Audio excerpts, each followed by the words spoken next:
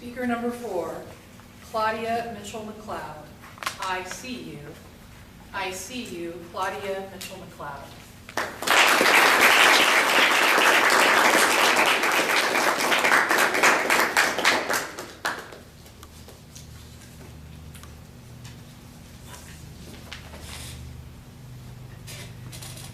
In the heartland of Central Africa, when people are walking down the trail and they see one another, when someone says, "Good morning, how are you?" the response, translated to English, is, "I see you." Contest master, fellow Toastmasters, and honored guests, how do I look? What do I drive?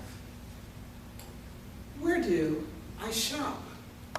Who are my friends and what can they do for me? Many of us are living in our own little world. We enter into situations where the question that comes to mind is, what's in it for me? And some even think it's all about me. We're living in our own little world. Now, you've been sitting in your seats for a while. Do you know what color the person sitting next to you is wearing? Now, don't peek. Many of us are just occupied with ourselves. We don't take the time to see others. We're busy, consumed with our own little world. We're not able to ask the question and look around us and say, am I living in my own little world, or can we say, I see you? If we went out to a restaurant, it would not be unusual to see couples and families, heads down, busy texting. What happened to the art of conversation, the exchange of thoughts and ideas and dreams?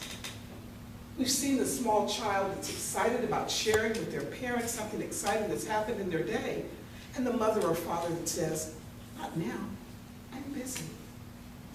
Perhaps we've been that mother, or we've been that father, unable to say, I see you, because we're busy in our own little world.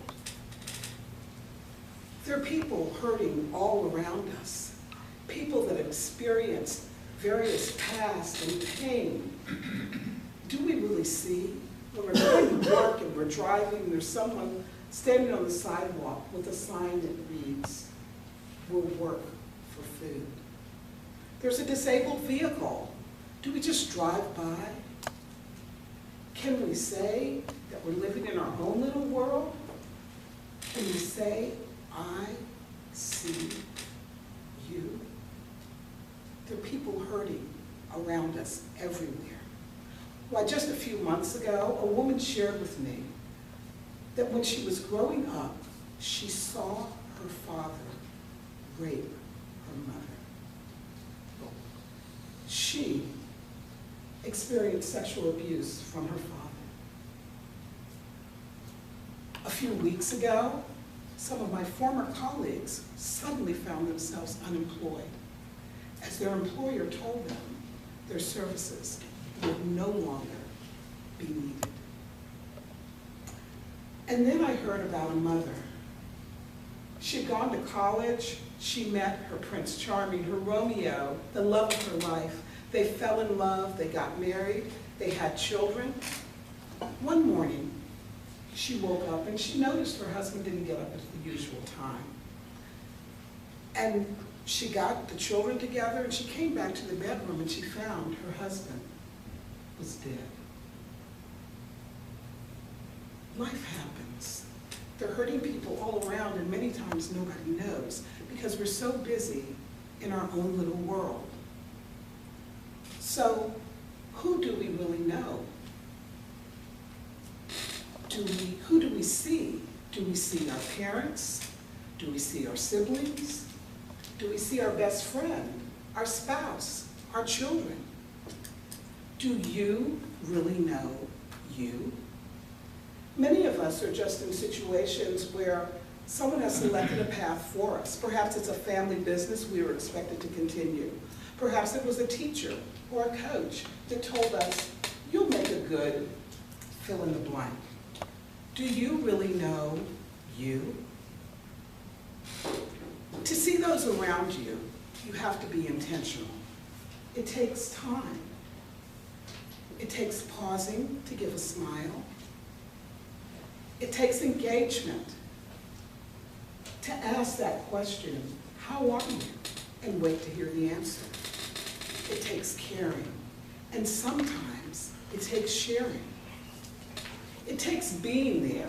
And that doesn't just mean being in the same room or sharing the same space. It takes focus. I see you. When we take the time to listen, when we take the time to care, when we take the time to love, we demonstrate, I see you.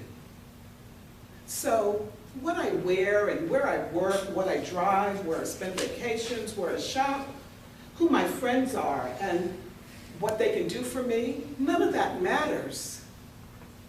Honored guests, Toastmasters, contest master. What matters is that we step out of our own little world and we start to see others. When we're at the restaurant, we put the cell phone away, we engage in conversation. When our child is excited about sharing something with us, we stop, we listen. When we see the person on the roadside with the broken down car or holding that sign, we help, we care, we share, and sometimes we love.